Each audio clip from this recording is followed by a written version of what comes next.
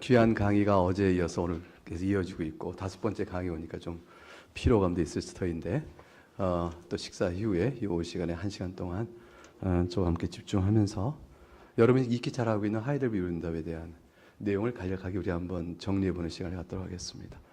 아마도 특별히 세워놓을 게 있을까 하는 생각이 들어요. 하이델베르크 유리문답처럼 한국교회에 오히려 웨스트민스터 소유리문답보다 더 많이 알려지고 친숙해지고 손에 잡혀 있고 또 이름에 회자되는 것도 없을 것이라 이렇게 생각이 됩니다.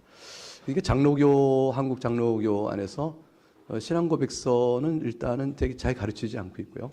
소유문답이 많이 알려져야 하는데 제가 어릴 때 그때만 해도 교회에서 장로님에게서 소유문답을 좀 배웠거든요. 근데 그 전통 다 사라지고 소유문답이 멀어져 있는 상태 속에 이 회복의 과정 속에서 소유문답보다 오히려 하이델베르크 문답이 더 많이 알려지게 되는 그러한 형태를 보게 됩니다. 한국 교회 목사님들이나 신학 교수님들이 쓴 해설서도 하이델베르크 문답이 최근에 좀 근심량이 더 많이 나온 거 아닐까 이런 생각이 듭니다. 따라서 친숙한데 그럼 이제 개괄적으로 어떤 내용인지 우리 한번 정리해보는 시간인데요. 전체 강의는 서론에서 요리문답이 정말 중요하냐라는 것에 대한 얘기를 간단히 드리고요. 두 번째, 요리문답이 하이델베르크 율린답이 어떠하게 만들어졌는지 그 작성 배경과 관련된 역사적 소개를 간단히 하고요. 그다음 또 하나는 하이델베르크의 내용적 측면에서 하이델베르크의 구조 자체가 갖고 있는 특징, 구조가 갖고 있는 신학적 특징이 있어요. 그것들의 구조 속에 담겨 있는 개혁신학적 특징, 구조와 관련된 특징을 좀 살펴보고요. 그 다음에 이제 맨 마지막으로는 하이델베르크 신학 자체가 구조를 넘어서 내용적으로 개혁신학적 인가신가라는 걸 담고 있는 특징들을 살필 것입니다. 마지막으로 그것이 우리에게 오늘날 어떤 유용성이 있을까라는 것을 결론적으로 말씀드리려고 그래요. 이 다섯 가지의 구조를 가지고 내용을 정리하도록 하겠습니다. 먼저 이제 109쪽을 보게 되면 요리문답이 정말 유익하냐, 필요하냐라는 것이죠. 특히 이제 저희 학교 제자들이 학교에서 사역을 나가면서 야심 있게 나갑니다. 교수님, 저는 유치부를 맡았습니다. 아, 그래? 수고하겠네. 요리문답을 가실 거예요. 아, 그래? 어떻게? 뭐 그냥 가는 거죠. 그러고 나서 한 3개월쯤 오면 울고 와요. 권사님들이 싫어해요. 선생님들이 다 어렵다고 그래요. 저는 쫓겨날 것 같아요. 등등등 그래요. 그래서 그럼 어떻게 가르쳤길래 그러냐 했더니 이제 요리문답을 읽고 그다음에 조직신학 풀이라는 거죠. 그러니까 조직신학 가르치듯이 요리문답을 가르치면 안 된다. 요리문답은 어떻게 가르쳐야 되느냐? 예수 그리스도를 드러내라. 복음을 드러내라. 그걸 위해서 요리문답이 있는 것인데 왜 신학적 토론 속에서의 신학의 그 토론적 환경으로 들어가서 왜 이것이 왜 이렇게 됐는가를 풀어내려니까 교인들은 은혜를 못 받는 것이죠. 요리문답은 사실 교인들에게 우리가 다른 사람과 어떻게 다른가를 반영시키되 실제로 우리 것을 통하여 그리스도를 어떻게 만나는 걸 더 가르치는 힘써 있는 것이죠. 우리의 고백으로 그리스도를 어떻게 만나를 보는 거예요. 우리 고백이 왜 이렇게 됐는가, 다른 신학과 왜 다른가는 이건 다 신학적 목사님의 작업들이에요. 그분들께서 이것이 맞다, 이렇게 고백해야 한다는 결과를 냈어요. 그 교인들은 그 결과를 통해서 그래서 그리스도를 우리가 어떻게 만나, 그걸 우리가 알려주면 되는 거예요. 그러면서 조금 더 심화되면 근데 왜 저쪽은 다르게 배울까? 왜 이렇게 다르게 배울까? 하는 거에 대한 이제 다음 차원의 내용이 있겠죠. 적어도 기본적으로 요리문답 처음 만나는 교인들에게 학습은 그걸 통하여 그리스도예요. 이 요리문답은 내게 무엇을 말하는가? 그래서 이 요리문답 나에게 있어서 무엇을 가르치지? 라는 고백을 끌어내는 거죠. 그 무엇을 가르치는 것은 전부 예수 그리스도와 연결되어야 하는 것이죠. 삼위일초를 말해도 그래서 그 사실이 내게는 하나님 예와 그리스도를 만나면서 어떤 의미가 있단 말이야. 이렇게 나가야 되는 것이죠. 그 부분에 초점을 놓치면 요리문답 유용성을 못 배워요. 요리문답은 전부 사람이 사변적이고 지식적으로 좀 접근하게 되어지는 것이죠. 그래서 첫째 문장이 뭐가 있냐면 성경을 설교하면 됐지 요리문답을 가르칠 필요가 있느냐라는 반발을 얻게 되는 거죠. 첫 문장은 제가 이렇게 시작했어요. 그 사람들은 요리문답에 대한 유용성에 대한 이해를 잘못하고 있는 겁니다. 그런데 그 인용문 볼까요? 109쪽 밑에 셋째 줄, 갈베니 기독강요 1권 2장 첫째 줄 이렇게 시작합니다. 내가 이해하는 바로는 하나님의 지시란 말은 그것을 인하여 하나님의 존재하시는 걸 알 뿐만 아니라 또 그에 대하여 안다는 것이 무엇이고 그의 영광이 유효한 것이 무엇인지 그리고 우리에게 유익한 것이 무엇인지를 알게 하는 지식이다. 하나님의 능력에 대한 이런 지식은 우리에게는 적합한 경건의 스승이며 이로부터 종교가 비롯된다. 내가 경건을 일컬어 하나님의 사랑과 결합된 경외심을 하는 것은 하나님의 은혜를 아는 지식에서 비롯된 것이다. 우리가 아는 모든 하나님에 관한 지식은요, 성경 자체는 지식이건 성경을 통하여 우리에게 표준화된 신학이요 문서의 지식들은 다 하나님을 경외하는 지식과 맞물려요. 그것을 이끌어 가는 것이죠. 그래서 믿음의 지식과 믿음의 경건이 도저히 분리될 수가 없는 것이죠. 그러니까 이런 현상이 교회 안에서 나타날 수 있어야 하는 것이에요. 사실 우리가 요리문답과 신조를 가르치는데 이 영적 현상이 안 나타난다 그러면 사실 우리가 접근법이 잘못된 것이죠. 무엇을 가르쳤길래 그럴까? 무엇에 힘주었는가를 생각해 봐야 되는 것이죠. 하나님 말씀의 지식은 내용적으로나 그래도 전하는 교수의 방식의 형통해서 고백적이어야 되는 것이죠. 나에 대한 고백적 의미를 담고 있어야 합니다. 에드워드 6세 때 영국이 종교개혁의 절정의 절호의 길을 맞게 되죠. 오래 살지 못하고 그렇게 되는 바람에 너무 아쉽게 됐어요. 그런데 왕이 등극하기 이전부터 칼빈과 교제했던 칼빈이 에드워드 6세에게 다음과 같이 소요리 문답을 정립하고 그리고 신앙을 교리서를 통해서 가르칠 것을 강조하면서 다음과 같이 중요한 편지를 보냅니다. 그 편지 인용문이 110쪽에 나와 있어요. 이거 한번 같이 읽어볼 필요가 있을 것 같아요. 칼빈의 마음을 담아서 읽어볼까요? 시작. 그럼에도 참으로 지나친 방종을 허용하는 열광주의자들의 경박함을 피하고 또한 통하며 새로운 교리 일체에 문을 닫는 것은 옳으며 적절합니다. 그러나 하나님께서 우리에게 지시한 대로의 방법이 좋으며 적절합니다. 첫째로 주교와 신부들이 따르기로 맹세한 이들 모두가 설교해야 할 확립된 교리 내용이 있어야 합니다. 다음으로 그들 모두는 어린아이들과 무지한 사람들의 교육을 위한 공통된 신조를 가지고 있어야 하며 이들로 하여금 올바른 교리를 잘 알 수 있도록 도와야 합니다. 각하 제 말을 믿으시기 바랍니다. 하나님의 교회는 요리문답이 없이는 결코 보존되지 않을 것입니다. 이것은 알곡이 죽지 않도록 보존하고 그것을 계속해서 번성해 하는 씨앗과도 같습니다. 요리문답, 신앙교육서죠. 그것 없으면 교회는 결코 보존되지 않을 것입니다. 하나님께서 쓰시는 제2원인, 하나님께서 쓰시는 우리를 통한 하나님의 은혜의 수단으로 쓰시는 방법 중에 하나는 말씀의 선포가 실제 가르칠 수 있도록 하는 일에 있어서 신앙교육서를 통해 쓰신다. 이렇게 얘기했습니다. 이것이 없으면 교회는 바르고 건강히 보존되지 않습니다. 이 말이 우리가 동의한다면 오늘 우리가 놓여 있는 교회 형편을 살펴볼 때 어떨까? 얼마나 건강할까? 이렇게 생각해 볼 때 이런저런 문제가 있구나 라는 생각을 할 수가 있겠죠. 그래서 건강한 교회의 회복, 또 하나님 앞에서 주께서 기뻐하실 만한 영적으로 부유한 교회의 회복의 첫걸음이요 기본은 여기로 출발한다는 사실을 우리가 마음에 좀 두어야 할 필요가 있습니다. 이게 정말 절실합니다. 틀림없고요. 그리고 실제로 행하여 열매를 보게 될 때 교회 안에 맺어지는 교인들의 영적인 풍성함과 단단한 신앙은 뜨겁게 난리를 이렇게 드러나지 않는데 저변에 깔려 있는 그 기초석들이 찬탄히 놓여 있는 것을 볼 수가 있습니다. 그러면 되는 것이죠. 그래서 111쪽에 갑니다. 그래서 중간 단락 보겠습니다. 이처럼 요리문답의 교육을 강제해온 개혁교회는 초기부터 요리문답을 작성해 가르치기 힘써 왔습니다. 칼빈이 제네바 요리문답을 불어 1537년, 라틴어 1538년 만들어 어린아이들에게 율법과 신앙교리와 기도와 성리에 대해서 가르치기 위한 핵심 교리를 가르친 이래로 11세기 중반에 이르러 한 해가 멀다 하고 여러 지역의 개혁교회마다 주요한 신앙문서를 출판했습니다. 이때쯤에 벨직 신앙고백 1561년, 제2스위스 신조가 아니고 헝가리 신앙고백입니다. 헝가리 신앙고백이 1562년, 39기조 신조가 1563년에 나왔고, 그리고 이제 하이델베르 율동이 1563년에 나오죠. 사실 이보다 먼저요. 벨직 신앙보다 먼저 1560년에 우리 앞서도 우리 소창원 교수님도 얘기했고 이남 교수님 답했는데 스코틀랜드 신앙고백서가 1560년에 나옵니다. 그보다 1년 먼저요. 1559년은 프랑스 신앙고백서 사실이 있어요. 헝가리 고백서가 1562년. 그러니까 유럽 전역에서 곳곳에서 개혁교회마다 신조가 한 해가 멀다 하고 쏟아져 나오고 1563년에 하이델베르크 유리문답도 나오게 되어진 것입니다. 국내에서 많이 연구가 많이 됐죠. 국내에서 상당한 연구가 돼 있어요. 특별히 이제 1450주년을 기념하는 해에 2013년부터 14년 사이에는 연구 출판물이 많이 나왔습니다. 그리고 여러분 쉽게 사실 조금만 조사해 보면 뭐 굳이 독일어나 화라나 또는 영문의 서적을 보지 않으셔도 우리말 좋은 서적들 많이 볼 수가 있어요. 112쪽 가서 그럼 간단한 역사적 상황을 좀 말씀을 드리도록 하겠습니다. 어떻게 해서 만들어지게 되었을까?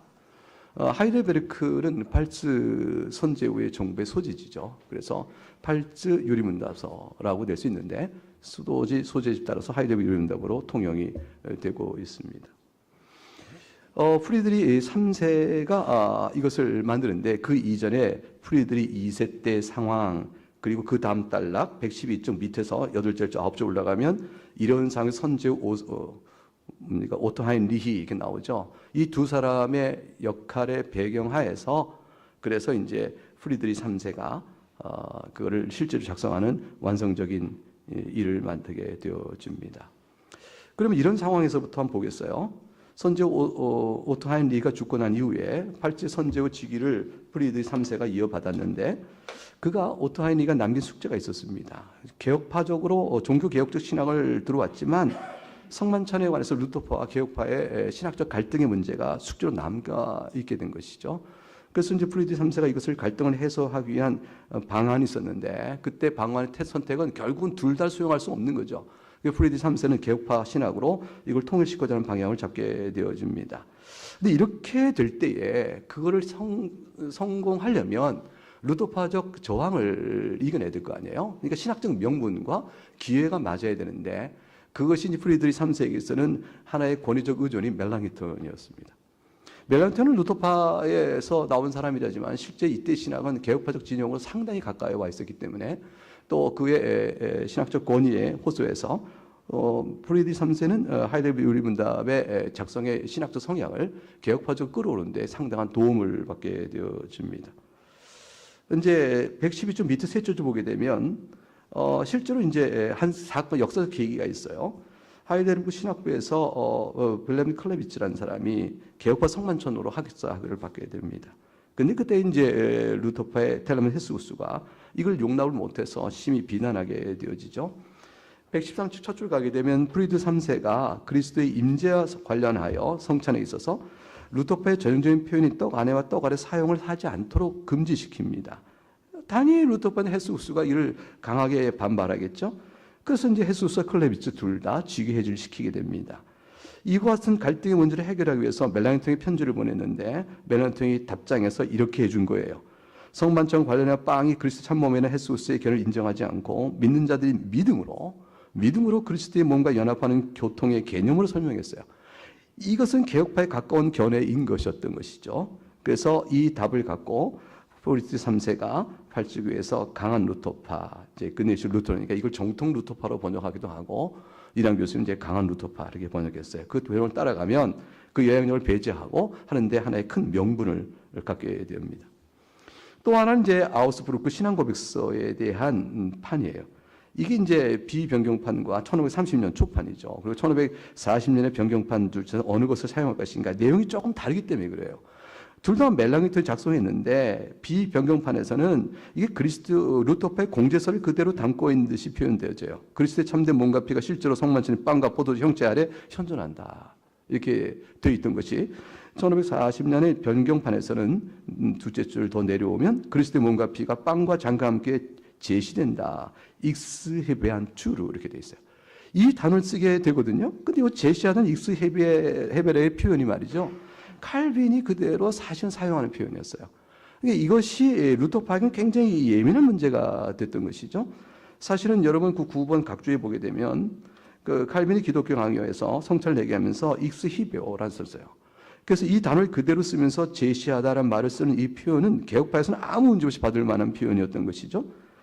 그래서 이런 문제의 아우스부르크 신앙고백서에 1530년판과 40년판에 어느 것을 쓸 것이냐가 그게 이제 1561년에 프리드리 3세는 개신교 영주들이 나움부르크에 모여서 아우스부르크 신앙고백 중심으로 다시 한번 우리의 신앙이 이렇다고 재천명할 때에 어떤 아우스부르크 신앙고백을 쓸 것이냐라는 것에 대한 다툼 속에서 프리드리가 바로 1540년판을 사용할 수 있도록 설득하게 됩니다. 그래서 아우스부르크 종교 평야 안에 팔주교회가 머무를 수 있었던 것이죠. 근데 그 이후의 사건 속에서 다시 위기를 맞게 됐다. 그게 이제 앞 시간에서 우리가 제2스위스랑 고백서 배울 때 잠깐 나왔던 부분이죠. 그래서 이제 팔주교회가 이와 같이 외적 상황들을 정리해 나가면서 이제 나머지 팔주교회 남아있는 밑에 둘째 줄 로마 캐톨릭 잔재를 완전히 제거하고 개혁신에 기초한 예배봉을 포함한 교회법에 제정하는 일에 힘을 쓸 수가 있게 됐습니다. 그것이 이제 프리드 3세의 과제가 되어진 것이죠. 114쪽 위에 첫 줄 보겠습니다. 그럼 누가 썼느냐는 거죠. 요리문답을 누가 작성했느냐. 위에 둘째 줄 보게 되면 작성 과정을 살펴본 자료들이 소실되어 지금 작성자 누구인지 정확히 알 수가 없습니다. 그러니까 여러 가지 견해들이 있겠죠. 그래서 우르누스 올레비아누스가 공동전이 아니겠느냐. 근데 이것은 이제 전통적으로는 그렇게 썼는데 근래는 인정하지 않습니다. 저자에 관한 논점은 우르시누스 한 사람이 쓴 거냐, 아니면 요리문답 작성위원회 공동저작물을 볼 것이냐, 이 두 가지 어느 쪽에 무게를 둘 것이냐에 따라서 의견이 크게 두 가지가 있는데, 주동훈 교수는 우르시누스를 유일한 저자, 실질적 저자, 유일한 사실상의 저자로 판단합니다. 반면에 이남규 교수는 우르시누스가 요리문답 작성의 핵심적인 역할을 했다는 사실을 당연히 인정하고 당연히 가치를 부여하지만 어쨌건 절차상 그리고 실제적으로 소요리문답을 초안을 작성하면 요리문답 작성위원회가 그것을 다시 작성하는 것으로 정리하는 것으로 보는 과정이 적절하지 않겠냐, 이렇게 얘기를 했습니다. 그리고 이남규 교수의 판단은 결국 우르시누스의 주도하에 작성위원회가 작성한 일종의 공동저작물이다, 이렇게 보는 것이 좋지 않겠는가라고 견해가 있습니다. 아마도 현실적 상황으로 보게 되면 그렇게 되겠죠. 제2스위스 신앙고에서가 불링거가 썼던 것을 이제 의회가 받고 이렇게 되어지는 과정처럼 거의 개인이 다 했던 형태의 주도권과는 달리 이 하이델베르문답은 이런 정도의 우리는 역시 핵심 역할을 했지만 신앙연구위원회가 형식적으로 있었고 절차상 거쳐오는 과정 속에서 공동저작물의 형태로 가졌다라고 판단하는 것도 옳지 않겠나 생각을 합니다. 그래서 이제 하이델베르문답가 1563년에 드디어 1월 달에 교회회의를 통과하고요. 그리고 19일에 통과한 그 다음 날에 프리드 3세가 서명을 하게 되고요. 2월과 3월에 출판되게 됩니다. 그리고 나서 제네바 교회법에 대한 칼빈의 자문을 받아서 올레비아누스가 주도 역할을 하죠. 교회법을 만듭니다. 그 교회법 만들어지고 11월에 만들어진 다음에 교회법과 요리문답서는 한 몸으로 그냥 뭉쳐지게 되어지죠. 그래서 이제 이렇게 표현이 나와요. 교회법의 심장에는 하이델베르크 요리문답이 있고 교회법 전체는 요리문답서의 내용이 흐르고 있다. 멋있죠. 이 표현이 이제 이남규 교수의 표현입니다. 자, 팔주교회 교회법과 하이델베르크 요리문답서의 활용에 대해서 보겠습니다. 그러면 이제 교회법은 이렇게 돼서 이루어지는 이 소중한 요리문답을 어떻게 활용하도록 교회법으로 지정해 두었느냐. 목회 실천적인 것이죠. 교단 안에서 명령으로 주실 수 있고 또 교단 산하의 교회들은 이 교회법에 따라 요리문답서를 이렇게 활용하도록 권면을 갖고 있다 할 수 있습니다. 그 내용을 보겠습니다. 얼마나 중요하게 요리문답을 인정했으면 위에 둘째 줄 교회법 안에 그걸 규정해 두었을까. 교회법은 요리문답을 크게 세 가지 방식으로 활용할 것을 명하고 있는데요. 하나는 읽어라, 낭독입니다. 그 다음에 요리문답 전체 읽는데 시간이 많이 걸리죠. 요약 부분을 만들어서 요약서를 낭독해라. 이건 핵심은 또 읽도록 또 하는 거예요. 그래서 세 번째는 설교를 해라, 이렇게 얘기했어요. 전체를 읽어라, 요약문을 읽어라, 설교를 해라.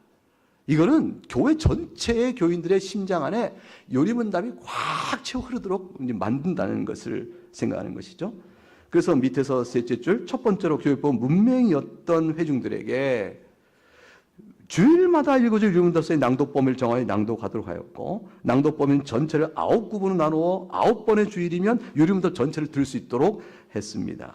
10번째 주일에는 각각 직업이 갖고 있는 소명에 관한 성경을 낭독하러 하였고요. 어쨌든 이렇게 되면서 1년에 5번을 반복해서 요리문답 전체를 회중들이 들을 수가 있게 했습니다. 두 번째로 교회법이 정한 요리문답서의 활용법은 요리문답 요약을 낭독하는 것이었어요. 요리문답 전체는 1년에 5번 읽어요. 근데 요리문답서의 요약은 낭독하는데 그 요약을 첨부해 뒀는데 이 요약이 어떤 것이냐? 세 가지 중점을 확인하는 내용을 담고 있습니다. 역시 이제 이남 교수가 팔즈 교회와 신앙교육이라는 그 논문 안에서 이 부분을 좀 요약해 놨어요. 그 요약의 내용은 여기 1번, 2번, 3번 이렇게 나온 것처럼 우리가 요리문답 구조 그 자체를 따라가고 있어요. 하나는 첫째, 우리의 죄와 비참함이 얼마나 큰지, 둘째, 우리가 어떻게 거기서 구원받는지, 셋째, 구원받은 지 후에 우리가 하나님께 어떻게 요구하시는 감사를 드려야 하는 것인지, 요 세 구조에 따라서 1, 2, 3 요약 진술을 해놓고 그걸 읽어 머릿속에 마음속에 새기도록 했습니다. 그리고 교회법은 십계명을 포함하고 있는 이 요약문을 주일마다 3번 예배하는 도시에선 또 3번 예배하는 도시에선 두 번째 정오 예배 설교 전에 2번 하고 또 2번 예배하는 설교 전에 이 콤마가 잘못 찍혔네요. 주일마다 3번 예배하는 도시에서는 두 번째 정오 예배 설교 전에 2번 설교 전에 2번 예배하는 시골에서는 오후 예배 순서에 십계명 낭독 전에 읽도록 하였다. 이렇게 됐어요. 그래서 매주마다 요약문은 읽는 것이죠. 10주마다 요리문답 전체를 듣는 회중이 주일마다 요약을 듣게 되니까 요리문답에서 뭘 말하는지에 대한 요약적 실체에 대해서는 누구라도 기억할 수가 있게 되는 거죠. 그런데 거기에 더하여 세 번째 설교하라 했잖아요. 설교. 그래서 주일 오후마다 설교하도록 하신 거예요. 주일 오후마다 설교하라. 교회법은 그 요리문답 설교 방식도 제시해줬어요. 그 방식은 뭐냐면 어린아이 대상으로 질문과 내용을 설명해주고 청소년들로 하여금 그 주일에 해당 부분을 암송해 오도록 하고 성인 전체를 포함한 회중 전체를 향해서 강설을 하는데 강설은 재밌고 쉽고 사랑의 마음으로 친절하게 해라. 아, 이거 굉장히 어려운 거예요. 제가 해봤더니 정말 어려워요. 무슨 재밌게 하는 게 어려워요. 그리고 쉽게 한다는 것도 어려워요. 근데 재밌고 쉽게 하려면요, 내가 공부를 많이 하더라고요. 제가 버벅거리게 알면 어려워지게 돼 있어요. 너무 분명히 알면 쉬워져요. 그리고 재밌게 하는 법도 생각이 나요. 이게 잘 안 됩니다. 잘 안 되는데 아무튼 마음의 지향성은 그렇게 해야 합니다. 우리 교회 장로님 와 계셔요. 우리 조길 장로님 오셨는데 제가 재밌고 쉽게 하고 있죠, 장로님? 예, 우리 장로님 내라고 하셔 들으셨죠? 예, 정말 어렵습니다. 정말 어렵습니다. 정말 강단에 올라갈 때는 쉽고 재밌게 하셨는데 말하다 보면 왜 자꾸 딴소리 이게 어려워지는지 그게 왜 그러냐? 포인트를 정확히 짚어 오늘 이걸 통해 말할 부분보다 그걸 말하는 게 정확하지 않았어요. 준비가 안 돼 있다는 거죠. 준비를 잘해 올라가는 거예요. 그래서 재밌고 쉽게 줄치고 준비를 철저히 해라. 저는 그렇게 해석해요. 그게 맞다는 거죠. 그런 다음에 사랑의 마음으로. 이 사랑의 마음은 그리스도의 심장이에요. 그리스도를 바라보며 그리스도를 향하는 마음으로 일체화시키면요, 여기에는 복음적 사랑이 넘치게 되어 있습니다. 그리고 친절하게 하더라. 친절하게 하라. 이것도 모르느냐? 이렇게 하면 안 된다 이거예요. 이거 모르면 무식하다 이런 식으로 하면 안 된다는 거예요. 태도가 고압적이고 먼저 지식 얻은 자로서 교만한 마음을 갖고 하면 안 된다. 그리스도 앞을 이끌어가는 목자된 마음으로 해야 한다는 것이죠.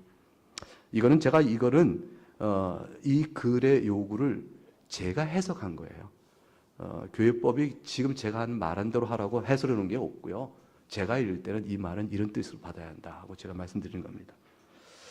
이렇게 신앙교육을 위해 요리문답서의 활용방을 규정한 교회법은 설교와 세례와 성만찬 그리고 환자 신방 때에도 요리문답의 교훈이 실천되도록 반영하고 있다.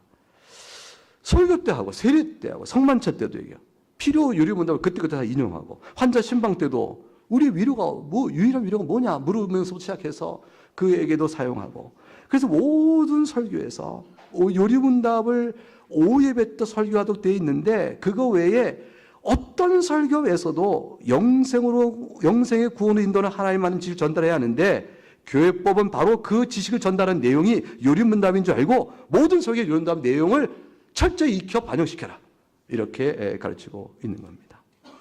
그래서 유아 세례 때도요, 부모 교육할 때 입히하는 아이들에게도 이 신앙의 조항과 교리를 따라 양육하기 노력할 권면한 내용을 알려야 되고요. 또 세례 예식서에 바로 이어서 요리문답서를 첨부하여 양육의 기준이 요리문답서를 강조해 주고요. 그리고 이들이 성장하여 성찬을 회원이 되기 위하여 그가 입교하게 될 때 다시 또 이걸 통하여 확인하고요. 성만찬 주일에 준비할 때도 요리문답의 내용인 무엇인가를 통하여 만찬의 준비를 할 수 있도록 하고요. 저희 교회에서는 대요리문답이라고 합니다. 대요리문답과 성만찬 한 주 전에 성찬이란 무엇입니까? 성찬을 준비하는 성도의 자세는 무엇입니까? 그거를 가르쳐요. 성찬할 때는 성찬을 받을 때 신자의 자세는 어떠해야 합니까? 그리고 성찬 받은 후에 내가 성찬을 통해 은혜를 받지 못했다면 어떻게 해야 하는 것입니까? 이런 등등의 내용을 대의론답에 아주 자세히 조목조목 되어 있어요. 저희 교회에서는 성찬 한 주 전에 이 두 가지 읽고 성찬 당일주에 그걸 읽습니다. 마찬가지로 하이데베르 이론답도 하이데베르에 관계된 내용을 이렇게 했다는 것이죠. 결국은 이렇게 함으로 인해서 교회 전체가 신앙 교육의 요체가 심정 속에 각인되어지고 새겨지도록 전 일생에 걸쳐서 교회 목회사 전반에 걸쳐서 이렇게 가르쳐오고 있는 것입니다. 어떨 것 같아요? 이 교회가 어떨 것 같으세요? 건강하겠죠? 네, 건강할 겁니다. 바르고 건강하게 될 것입니다. 그만큼 철저했어요. 그리고 이제 어려운 시기였으니까요. 죽느냐 사느냐의 문제가 있고 내 신앙을 지키면 죽느냐 사는 문제가 있었고 위협이 많았던 시대이고 그랬습니다. 하이데베르 이론답이 이렇도록 이제 한 지역의 교회의 영적 상태뿐 아니라 그의 유용성과 역할과 긍정적 효과성은 유럽 전역으로 펼쳐갑니다. 이게 하이데베르 이론답이 얼마나 하나님께 크게 사용하셨는가를 알 수 있는데요. 보겠습니다. 116쪽에 슬프게도 말이죠. 1576년에 프리드 3세가 사망합니다. 63년에 만들고 13년 뒤에 사망하게 되는 거죠. 그 뒤에 어떻게 됐을까요? 팔찌 지역의 루터주의가 다시 강한 영향력으로 침투해 들어옵니다. 하이데베르는 그 후 7년 동안 사용이 금지됐어요. 다시 회복됐다가 팔찌가 그만 1622년 로마 카톨릭이 점령당합니다. 다시 금지됐겠죠? 그러니까 유럽 하이데베르 이론 문답은요. 이렇게 되어져서 그 팔찌 지역에서 세가 확 약해지는 거예요. 그런데 뜻밖에도 독일 지역의 개혁교를 넘어서 네덜란드 개혁교회 또 영국의 옥스퍼드와 케임브리지에도 영향을 주고 청교도 신학이 개혁 신학이 있도록 하는 전반적인 유럽 개혁파 신학의 통일성을 유지하는데 중요한 공헌을 하도록 펼쳐져 갑니다. 정작 팔찌는 어려웠어도요. 그렇게 되지 않은 것이죠. 그걸로 국한되지 않았어요. 그 다음 달러 보게 되면 하이데베르 요리문답의 네덜란드판은 이렇게 돼요. 어느 번역을 보세요. 요리문답의 네덜란드판은 팔찌적인 머물렀던 네덜란드 난민들이 요리문답을 자신의 것으로 받아들이면서 1563년에 바로 번역이 되었고요. 바로 번역돼요. 이내. 그리고 1567년에 1000권이 인쇄됩니다. 그리고 안트베르편은 보내지죠. 1568년이면요. 피난민 교회 신앙자들은 독일 베젤에 모여서 개혁계 교단적 연합을 위하여 제네베 요리문답과 하이데베르 문답을 가르치도록 목사 후배소서 하여금 서명하도록 합니다. 이렇게 피난민 속에 성장한 네덜란드 개혁교회는 첫 번째 전국 교회 총회를 1571년 독일의 엠덴에서 개최하게 되는데 여기서 베젤 회합에서 결정한 내용을 승인하고요. 벨직 신앙국수의 모든 개혁교회가 서명을 합니다.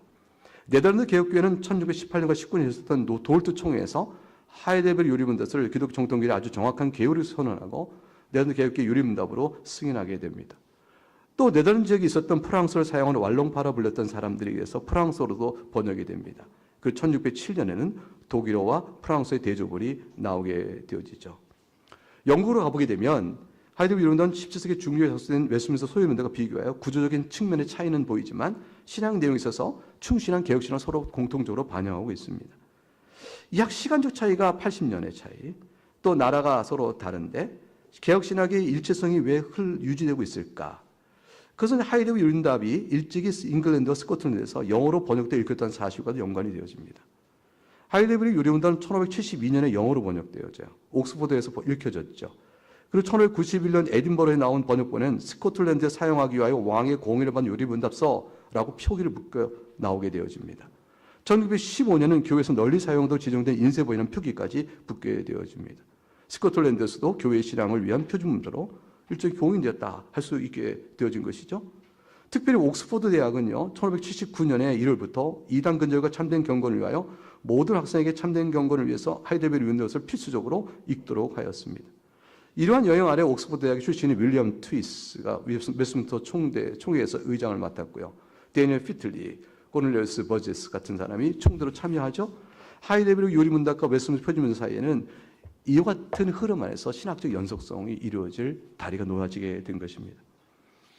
스캇 클락과 조엘 비키가 밝힌 바처럼 하이데베르 이론답은 대학에서 출발한 유일한 요리문답이었어요. 이런 사실은 하이델베르크 요리문답이 개혁신학의 표준으로 널리 인정되고 있음을 보여주는 것이죠. 클라크 비키는 하이델베르크의 이런 영향력이 캠브리지에서도 마찬가지였다라고 말합니다. 역시 웨스민스터 총회의 총대였던 토마스 굿윈이 이렇게 고백을 합니다. 인용문 볼까요? 나는 14살에 부활절 성찬식을 받았다. 이것을 위해 내가 할 수 있는 한 준비를 했다. 나는 내게 은혜가 있는지 없는지를 살펴보고자 하였으며 이것을 청교들 사이에 사용되도 우르스이누스의 요리문답서에 나오는 모든 표지들에 의해서 행하였다. 그리고 이 모든 표지들이 내 안에 찾았다고 생각했다. 은혜를 받았는지 안 받았는지를 갖다가 그냥 주관적 느낌으로 본 것이 아니에요. 기준점이 있었어요. 기준점은 바로 요리문답서에 가르침 받은 은혜의 어떤 증거들이 내게 있는가를 내가 찾았다라고 되어 있죠. 이렇게 토마스 굿윈도 이렇게 말할 정도로 되어 있던 사실들은 영국 16세기 후반에 얼마나 크게 영향을 주었는가를 알 수 있는데 그 영향을 주는 과정 속에 우르시누스의 하이델베르크 요리문답에 대한 해설서의 역할이 또 큽니다. 이 해설서는 1584년에 제네바에서 다비드 파레우스에서 편집도 출판되었고요. 1587년에 옥스퍼드 학생이었던 헨리 파리에서 영어로 번역되었고요. 이 번역본이 1587년부터 1633년에 무려 7판이나 거듭부터 출판됩니다. 1585년에는 케임브리지에서 출판되었죠. 16세기 후기에 우르네스 해설서는 옥스퍼드에서는 표준 교과서와 같았어요. 후에 파리우스판은 1621년에 하이델베르크, 1627년 프랑크푸르트, 1634년에 하나우에서 계속 출판되어 나갑니다. 이런 흐름을 따라서 1646년 헝가리 개혁교회가 하이델베르크 요리문답을 각 교회에 사용하기로 결정을 하죠. 하이델베르크 요리문답의 번역은 이미 1577년에 이루어졌고요. 하이델베르크 요리문답은 이처럼 유럽 전역에 널리 출판되고 읽힘으로써 유럽 여러 개혁교회의 신학 통일성을 세워가는 일에 비교할 데 없이 커다란 역할을 하게 되어집니다. 이런 흐름 안에서 개혁 신학의 통일성을 유지하는데 하이델베르크는 선이 사용됐다는 사실을 우리가 역사적으로 확인할 수가 있습니다. 따라서 우리가 한국 장로교 안에서 웨스민스터 소요리문답을 잘 가르치는 일과 더불어 하이델베르크 요리문답을 가르친다는 것은 선한 일이죠. 선한 일이고 기쁜 일이고 역사적 연결성에 있고 개혁신학 통일성 안에서 중요한 일이다 할 것입니다. 자, 그러면 하이델베르크 요리문답은 그 구조가 어떻게 되어 있고 그 안에 담긴 몇 가지 신학 특징은 무엇인지에 대해서 구조적 특징과 관련된 신학적 의미를 말씀드리도록 하겠습니다. 우리가 잘 아는 것처럼 하이델베르크 요리문답은 세 부분 본문에 짜여 있죠. 서론이 있고요. 1, 2문답이 서론이죠. 그 다음에 본문을 답으로 질문을 구성합니다. 본문은 3문항부터 11문항까지 사람의 비참함에 대해서, 2부는 12에서 85문항으로 사람의 구원에 대해서, 3부는 86에서 129문항으로 감사에 대해서 주제를 다루고 있습니다. 그러니까 이제 하이델베르크 요리문답은 비참, 구원, 감사라는 세 부분의 구조로 되어 있습니다. 왜 이렇게 세 분의 구조를 갖게 되었을까? 이 구조는 도대체 어디서 오는 것일까? 갑자기 하늘에서 이렇게 구조를 딴 것인가? 그리고 이게 질문 나올 수 있겠죠? 그래서 그 이전에 뭐로서 영향을 받는지 연구가 되어졌어요. 몇 가지 견해들이 있는 거죠. 멜랑이톤의 1527년의 신학 총론 또는 신학 총남 이렇게 할 수 있는 로츠 꾸미니에스에서 왔다 이렇게 되고 1554년에 레겐스부르크에 출판되고 1558년에 하이델베르크 재판되었던 니콜라우스 갈루스의 당어떤 총론 여기에서 왔을 거 아니냐 이런 주장, 또 루터가 작성한 십계명에 관한 간단한 형식, 믿음에 관한 형식, 주견에 관한 형식에서 찾는 여기서 왔다라는 주장, 또 베자가 1559년에 기독교 신앙고백서와 다른 간단한 신앙고백서 이렇게 만들었는데 거기서 왔다. 아니다. 로마서의 구조를 따른 것이다. 이런 등등 여러 가지 견해들이 있습니다. 근데 황대우 교수는 하이델베르크 요리문답 세 분의 구조의 기원을 쉽게 단정하기는 어렵다라고 말하면서 그러나 확실한 것은 루터파가 아니라 개혁파의 영향 안에서 만졌다 볼 수 있을 것이다. 왜냐하면 루터와 루터파는 십계명, 사도신경, 주기의 순서와 구조를 보이는 반면에 부처와 칼빈 문답은 사도신경, 십계명, 주기의 순서와 구조가 되어 있는데 하이델베르크의 이 순서와 더 일치하기 때문이다라고 하나의 근거를 제시합니다. 그런데 이 구조의 기원이 어디서 왔는가에 대한 문헌적인 연구는 뭐 이 정도로 돼 있어서 사실 더 추정하여 답이 이거다 말할 수는 없는데 그 관계로 내용적으로 그와 별개로 내용적으로 들여다보면 그 구조가 나와요. 왜냐하면 본론의 세 부분은 일단 이미 1문과 2문의 연결 안에서 주어진 대답을 구체적으로 하는 과정 속에 주어지는 구조거든요. 1문과 2문이 사실은 본론의 구조를 이미 제안하고 있는 것이죠.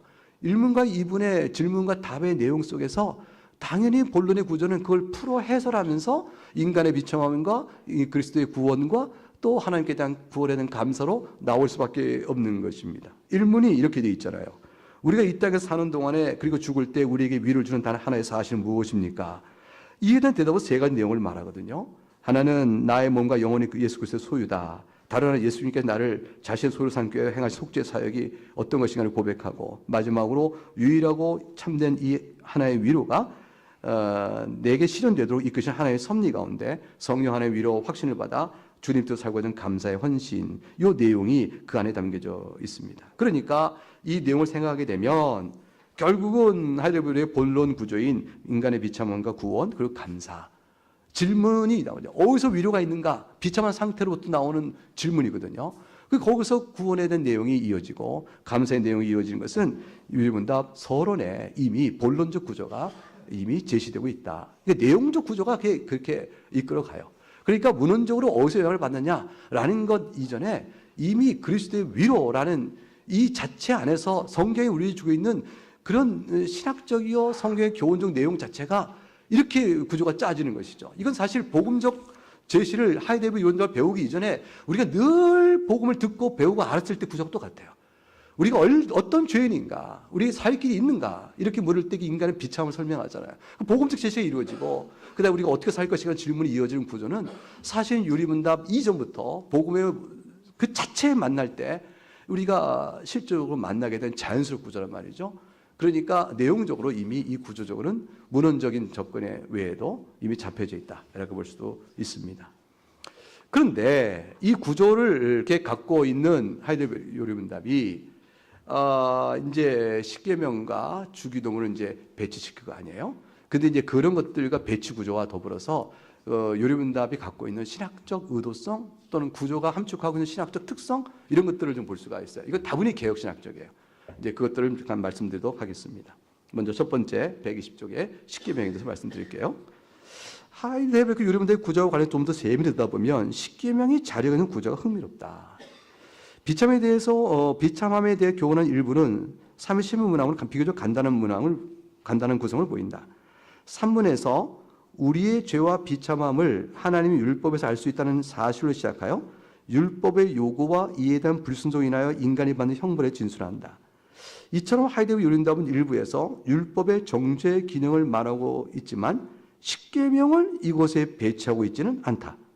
십계명은 구원에 대해 감사하는 3부 86의 129문항 가운데 92의 115문항에 걸쳐서 배치되어 있다. 왜 그럴까? 십계명은 당연히 율법에 해당한다. 92문항은 하나님의 율법 무엇입니까? 라고 질문한 후에 그 대답으로 십계명을 자세히 진술한다. 이처럼 십계명이 율법임을 잘 인식하고 있는 하이데베르 요리문답은 죄와 비참을 어떻게 알 수 있는가라는 3문항의 질문에 대해서 하나님의 율법을 통해서 알 수 있다고 대답을 하지만 그 다음에 이어진 4문항에서 이 율법이 무엇인지 묻지를 않고 대신에 하나의 율법이 우리에게 명하는 것이 무엇이냐라고 질문을 살짝 바꾸어 묻습니다. 그리고 그에 대한 대답으로 마태복음 22장 인용해서 네 마음을 다하고 목숨을 다하고 뜻을 다해 주 너의 하나님을 사랑하라 하셨으니 이것이 크고 첫째 된 계명이요 둘째고 같은 네 이웃을 내 자신과 사랑하라 하셨으니 이 두 개의 온 율법과 선지의 강령이 나를 제시한다. 말하자면 하이델베르 요리문답은 율법의 정죄에 놓인 인간의 비참을 말할 때 무슨 율법에 비추어 그런가? 라고 말하지 않고 율법의 요구가 무엇인가를 말하는 것으로 답을 대신하고 있는 것이다. 그럼 어떤 율법으로부터 이런 요구를 받는 것인가? 이런 질문에 대해서 하이델베르 요리문답은 6문항에서 암시적으로 이렇게 말을 해요. 질문 6, 제가 읽으면요. 답을 읽어봐 주세요. 그렇게 본성이 악하여 하나님의 계명을 온전하게 지키지 못한 것은 하나님께서 사람을 사악하고 비뚤어진 상태로 창조하셨기 때문입니까? 결코 그렇지 않습니다. 하나님께서는 사람을 선한 상태로 자신의 형상을 따라 참된 의와 거룩함으로 창조하셨습니다. 그리하여 사람으로 하여금 창조주 하나님을 올바르게 알아 하나님을 마음을 다해 사랑하며 영원한 행복을 누리며 하나님을 영원롭게 하고 참여하며 살도록 하셨습니다. 육문항의 대답은 결국 무엇을 의미할까요?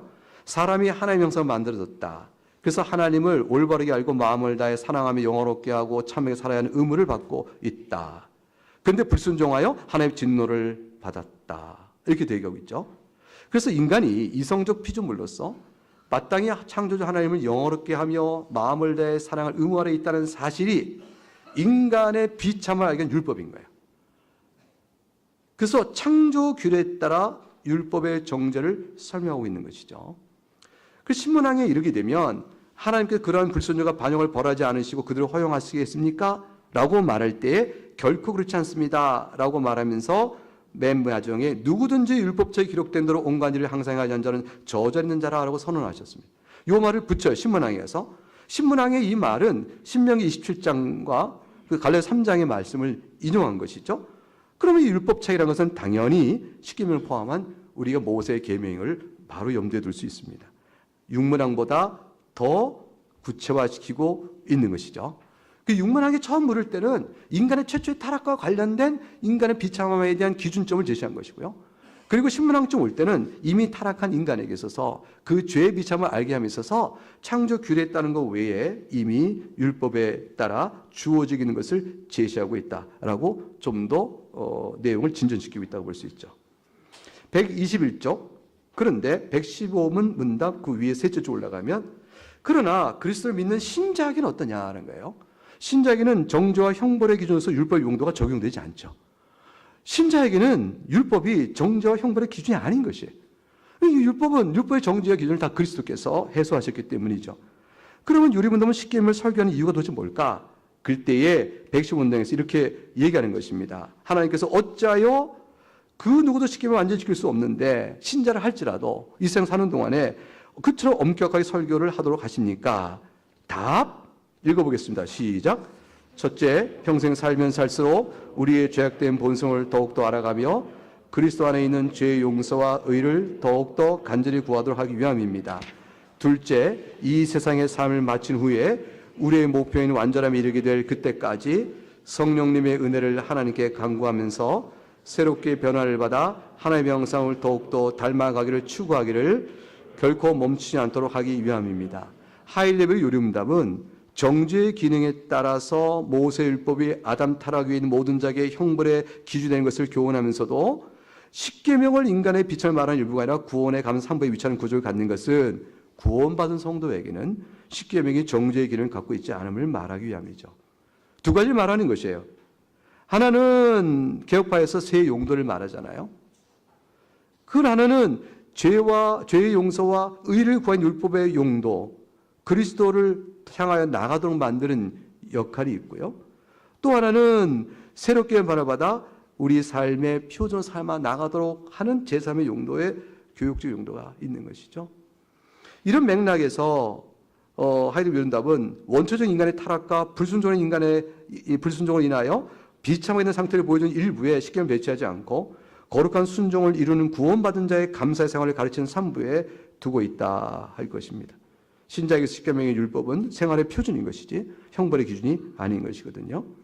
결국 하이데거의 요리문답은 성도에게 십계명을 행위 언약에 따른 율법이 아니라 은혜 언약에 따른 율법이라는 것을 보여주고 있다 할 것입니다. 개혁교회의 율법의 용도에 합당한 구조적 배치가 있다.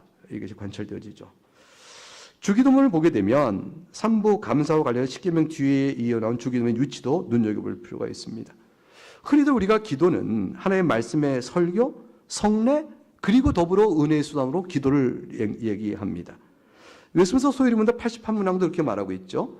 하나님의 구속의 유익을 우리에게 전하신 외적 통상 수단은 무엇입니까? 답은 뭐냐면 말씀과 성례와 기도입니다.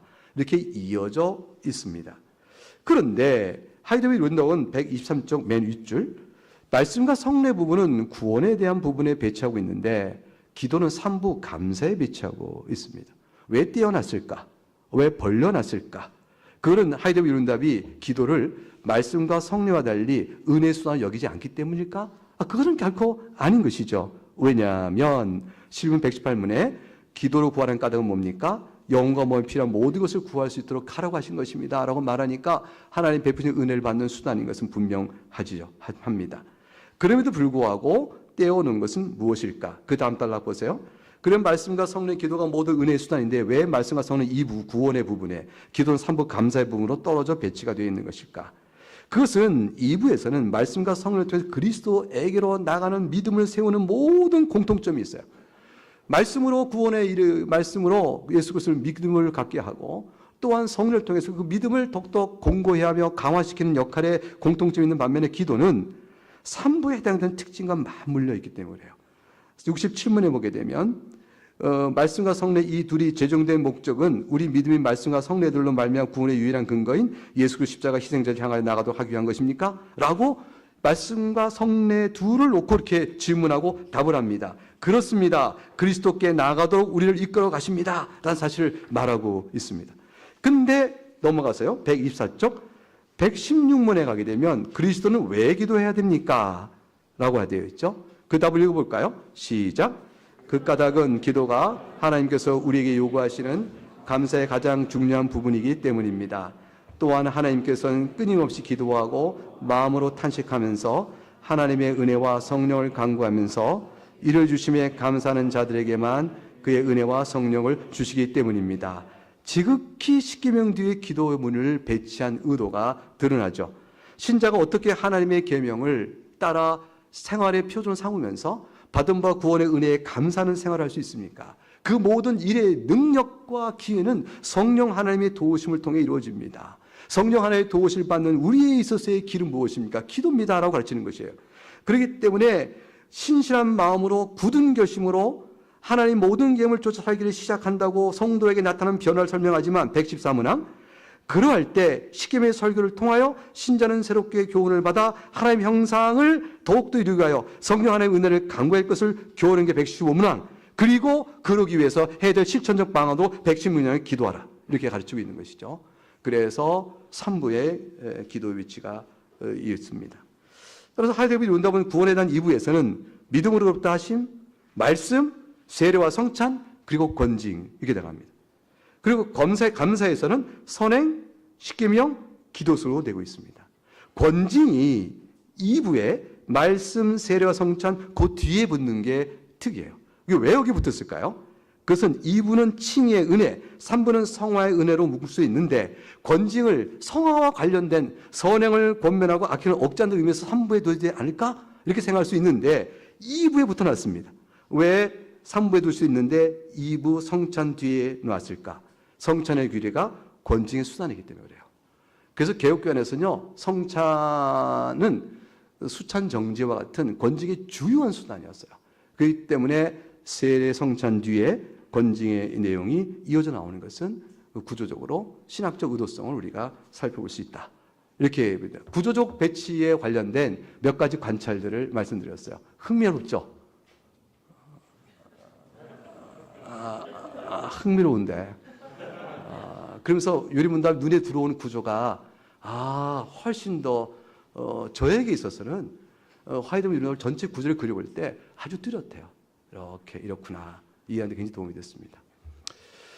하이데벨크 요리문답이 정말 개혁신학적이냐? 이런 것들은 뭘 갖고 알 수 있을까요? 우선 로마 캐톨릭과 하이데벨크 요리문답은 서로 신학적 상이점을 어떻게 드러내고 있는지, 루터파하고는 어떻게 신학적 갈등된 요소가 있다면 특히 성찬론과 기독론이겠죠. 어떻게 드러나고 있는지, 제세례파의 문제, 네덜란드에 한때 휩쓰고 있었던 그 제세례파 영향 때문에 다가온 잘못된 것들은 어떻게 방어하고 있는지 이런 것들이 이슈가 있었을 거 아니에요.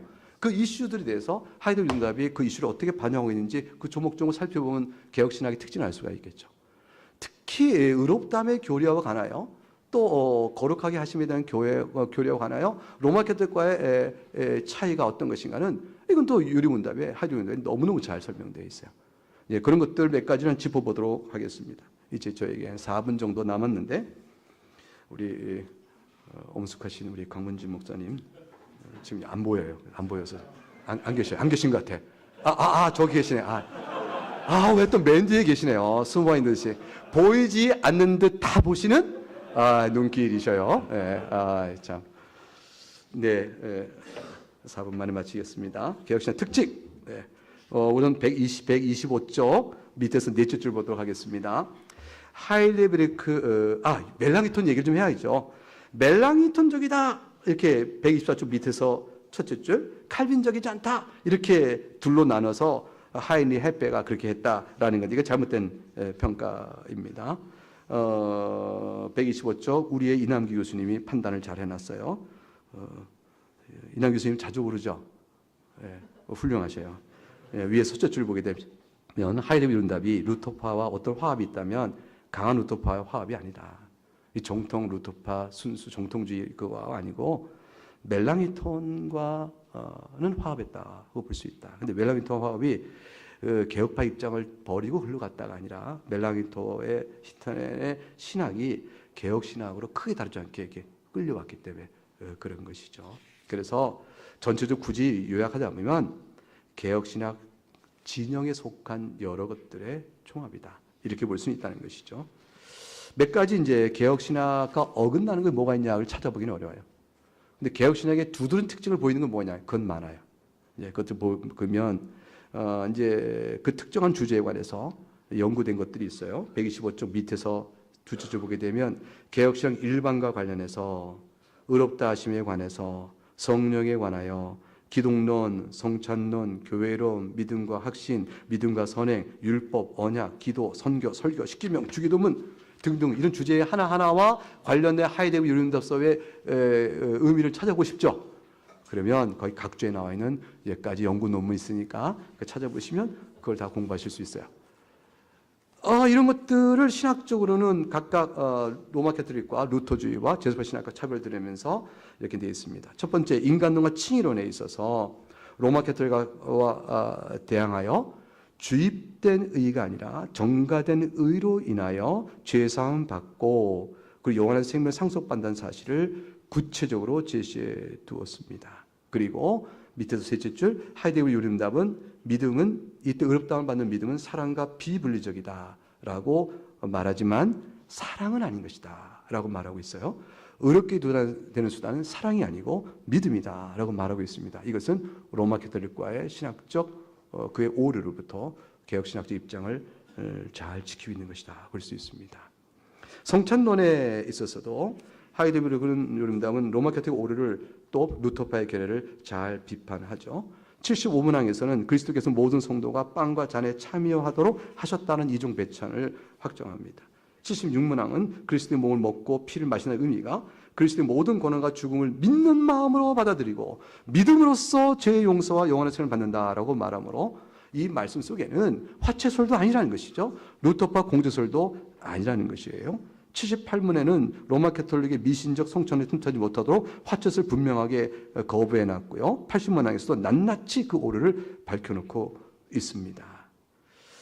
그런데 이제 그 아래 보게 되면 밑에서 그 단락에 밑에 6줄 올라가면 미사를 설명하면 심지어 그리스도의 몸이 떡과 포도의 모양 안에 계시므로 그리스도께서는 그 안에서 경고를 받아야만 한다고 주장합니다. 문장은 사실은 루터파 공제서도 적용될 만한 표현이에요. 왜냐하면 루터파도 화채설은 아니지만 그리스도의 몸이 빵 안에 빵 아래 임재한다는 공제설을 주장했기 때문이죠.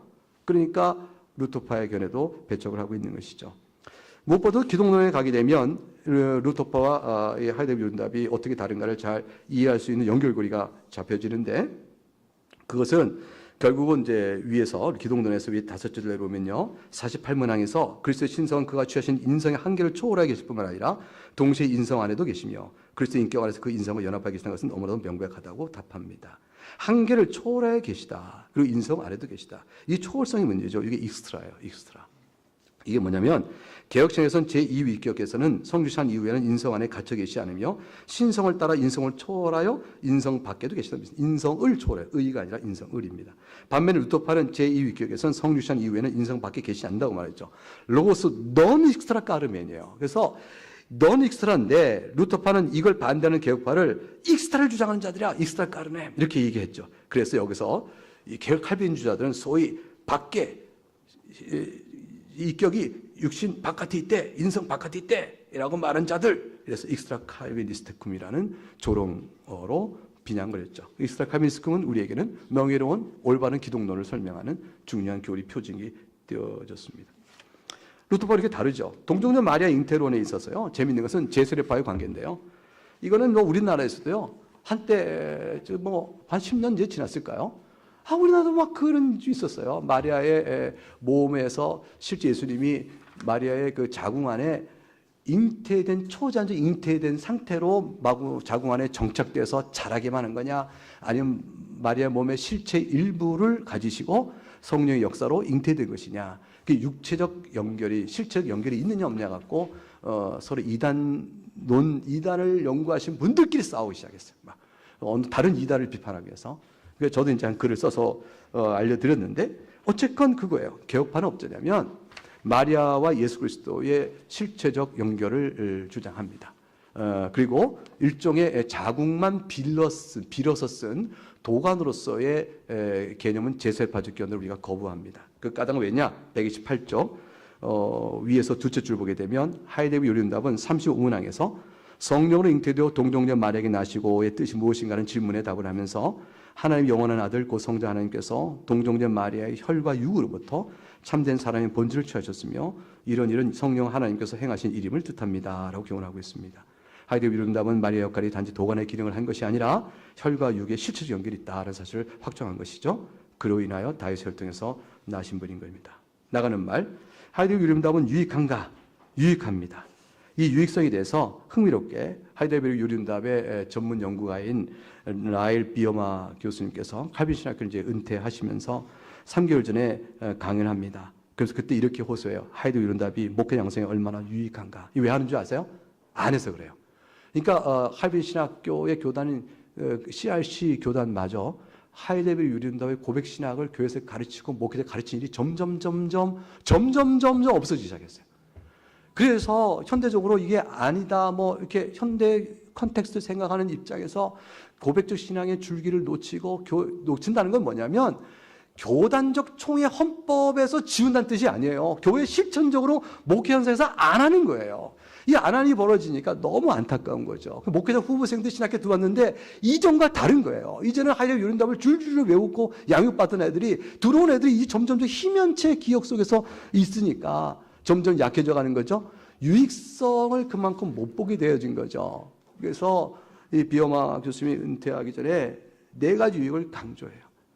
여보, 첫째로 성경을 가르치고 설교 가르쳐야 되지 않겠는가?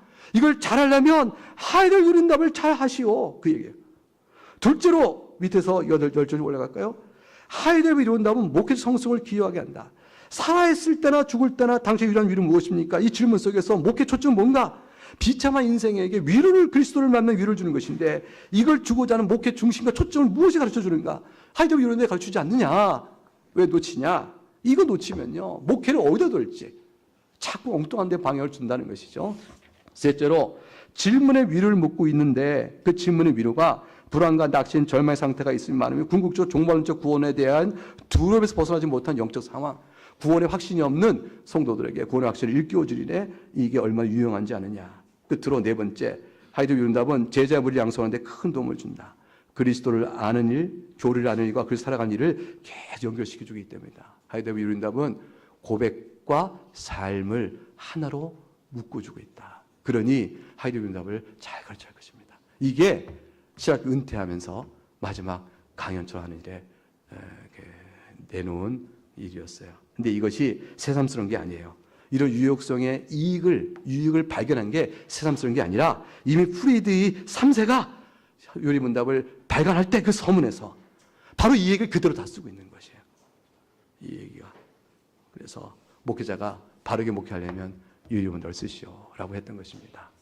자, 어떻게 하시겠습니까? 어떻게 하시겠습니까? 이제 하셔야겠죠? 네. 마이크가 한 8분 정도 우리 시간 있는데요. 성공적으로 질문하실 분들이 강의를 잘 마쳤네요. 네. 성공하셨습니다. 제가 사회자로서 중요한 그 임무를 빼먹었는데 워낙 우리 김병훈 교수님 여러분들이 잘 아시기 때문에 항상 소개를 했어야 되는데 소개를 해드리지 못했습니다. 합동신학대학원 대학교의 석좌 교수이시고 조직신학을 오랫동안 강의하시다가 이제 은퇴하시고 이제 석좌 교수로 그래도 계속 강의하시고 또 나그네 교회를 심호하시고 한국개혁주의 설교연구원의 실행이사로 수고하고 계십니다. 유튜브 편집할 때 이 부분을 앞으로 좀 넣어주시면 감사하겠습니다. 질문 있으시면 질문 있으시면. 그렇죠. 네.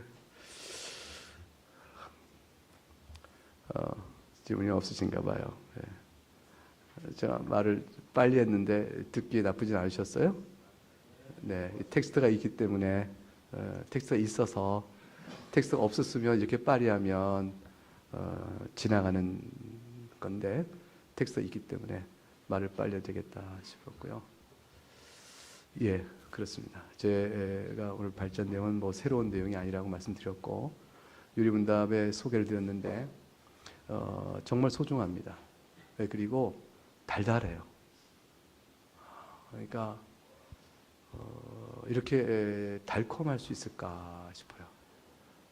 그리고 읽고 저희 교회에서는 매년 연말에 세례 받을 사람과 입교할 사람의 청혼을 받습니다. 그 신청을 받으면 1년간 하이레벨 유리문답을 가르쳐요. 그리고 그 다음에 연말 12월에 문답하여 세례나 입교를 줍니다. 너무 긴 시간 동안에 세례 준비 교육을 시킨다 시긴 하는데 준비 교육의 문답은 엄격하진 않아요. 엄격하여 세례 받을 자를 낙심케 하거나 입교할 자를 절망케 하지는 않습니다. 격려하고 신앙을 세우고 그의 신앙의 간증을 적도록 하여 거기서 그리스도에 대한 비참과 은혜에 대한 구속, 자신에 대한 비참과 은혜의 구속, 하나님에 대한 감사 생활의 세 요소가 어떤 형태론가 자기 언어로 담겨져 있으면 기쁘게 보고 축복하며 세례와 성찬 회원으로 받습니다. 그래서 그 문답은 엄하지 않으나 교육은 시킵니다. 교육의 과정이 중요한 것이죠. 그래서 저는 이런 일들을 좀 우리 모두가 다 같이 했으면 좋겠다라는 그런 마음을 갖습니다. 이거 저 서성환 교수님 질문 거부하고요. 저 우리 김병혁 목사님 질문. 저희 같은 목회자로서 예. 우리 서청환 목사님 질문은 너무 고상하셔서 나중에 개인적으로 토론해요. 좋은 강의 감사합니다. 그 뭐 사실 조금 시간 여유가 있으신 것 같아서 저도 경험과 함께 재연과 또 교수님의 의견을 좀 여쭙고 싶은 게 있는데 개인적으로 저도 지금 저희 교회에서 하이델베르 요리문답을 지난 주일까지 127문에 124주를 했거든요. 이제 몇 주만 되면 이제 마무리가 되게 되는데 이제 말씀하신 그 유익성에 대해서 지교회를 섬기는 목사로서 전적으로 공감을 합니다. 근데 이제 아까 우리 이남 교수님 그 제이 스위스 신앙고백서에 이렇게 강의하시는 내용하고 지금하고 연결해서 계속 제 뇌리에서 떠나지 않는 그 생각이 있어서 조금 말씀을 나누면 좋겠다 생각이 듭니다. 그 아까도 그 제이 스위스 신앙고백서 이야기하면서 하나님의 말씀의 설교는 곧 하나님의 말씀이다 그렇지 않습니까? 그래서 우리가 신앙고백서를 통해서 요리문답을 통해서 그 사실을 또 증거하게 되는데, 근데 우리의 과거의 선진들이 이제 그런 일들을 그런 관심 가지고 오래 하셔서 오늘 우리에게 좋은 유산을 남겨주고 있는데, 근데 문제는 뭐냐면은 실제로 그 하나님의 말씀에 관한 설교를 할 때에 자신의 개인적인 생각을 하나님의 말씀으로 포장하거나 자신의 잘못된 어떤 주장을 마치 말씀인 듯 그렇게 빗대어 하면서 자신의 설교를 정당화하는 경우가 많지 않습니까?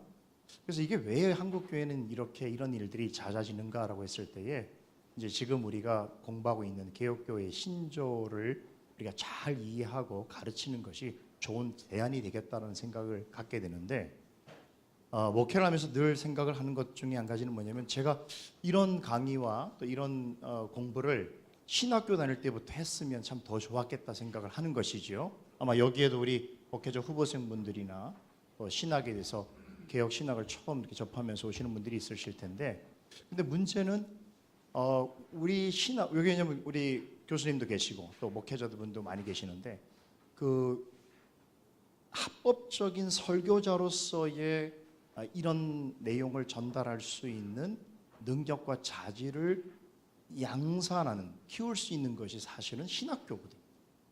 근데 신학교 안에서 과연 이러한 개혁교회의 신조에 대해서 이해할 뿐만 아니라 이것을 어떻게 설교로 녹아낼 수 있는 그런 능력을 가질 수 있도록 하는 그런 구체적 커리큘럼이 저는 있어야 된다고 생각하거든요.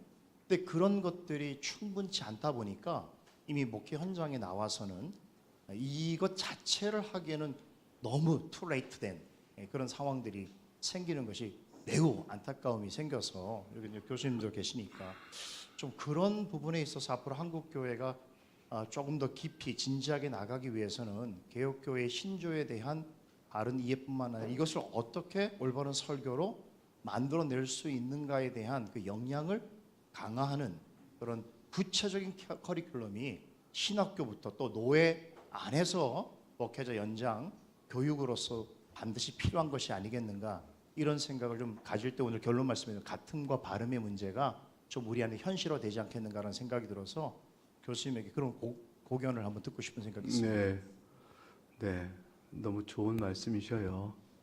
그렇게 되기를 바라고요. 저는 은퇴했습니다. 이제 이남 교수님에게 이제 이 책임이 다 가는 거죠. 이제 실제로 제가 노력한 것은 저희 학교는 이제 조직신학을 이제 뻘코프의 조직신학 교재를 중심으로 가르칩니다. 그러면서 그 내용을 가르치면서 신학 문서를 자주 인용을 했죠. 뻘코프의 이 교리적인 설명들에 여러분이 배우는 것은 여러분이 목회자이기 때문에 좀 더 그 교리적 구성과 또 논의의 배경 이런 것들을 더 잘 알기 위해서 신학적 사고와 지식을 넓히는 과정이다.